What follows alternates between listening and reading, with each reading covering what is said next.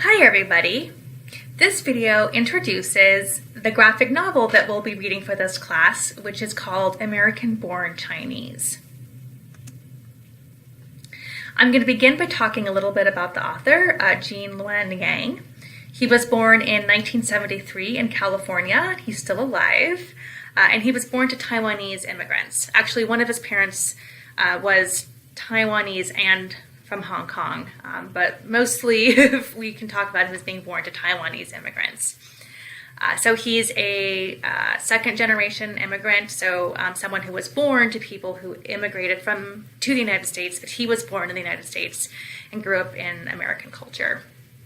He initially majored in computer science in college, and he even worked as a computer engineer for a while before he decided that he wanted to leave his job to teach. He felt especially called to teach and be working with children.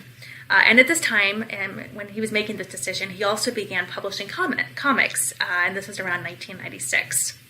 So he had some success publishing comics and eventually published his first graphic novel, American-Born Chinese, in 2006. So this is the graphic novel that we'll be reading for this class.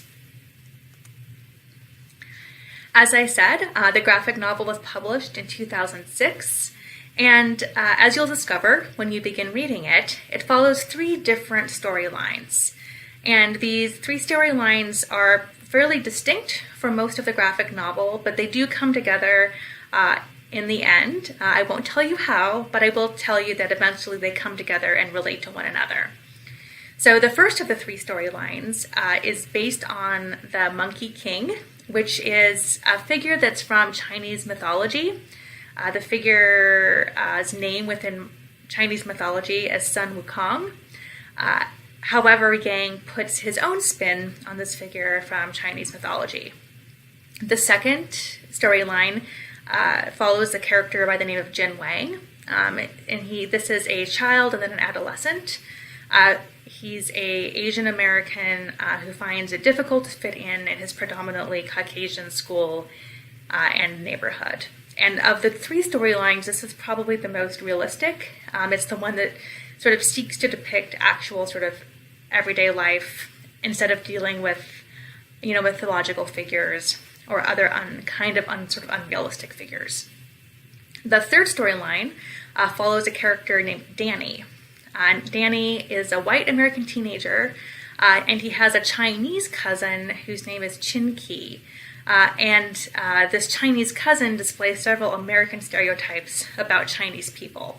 So unlike Danny or Jin, Chin Ki isn't what we would necessarily call a realistic kind of character. And as I said before, these three storylines finally come together at the end, but I'm not going to tell you how. So as you're reading the graphic novel, I have some questions for you to keep in mind. The first question I want you to be thinking about is how the experience of reading a graphic novel is different from reading a traditional print novel. So how is it different from reading, say, Kindred or Never Let Me Go? What kind of work do you as a reader have to do when reading a graphic novel that you don't have to do when reading a print novel?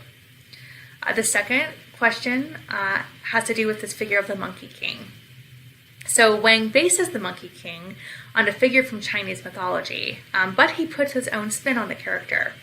So what kind of personality does Wang give to the Monkey King?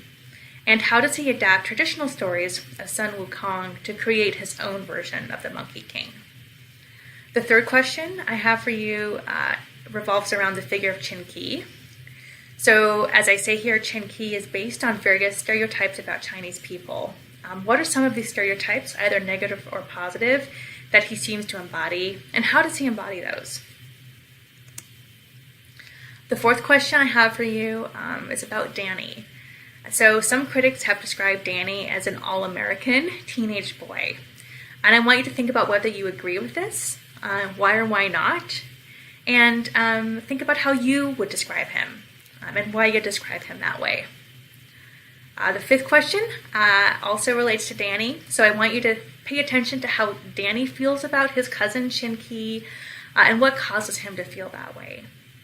And then the final question, the sixth question, has to do with identity, which is a major theme in this graphic novel.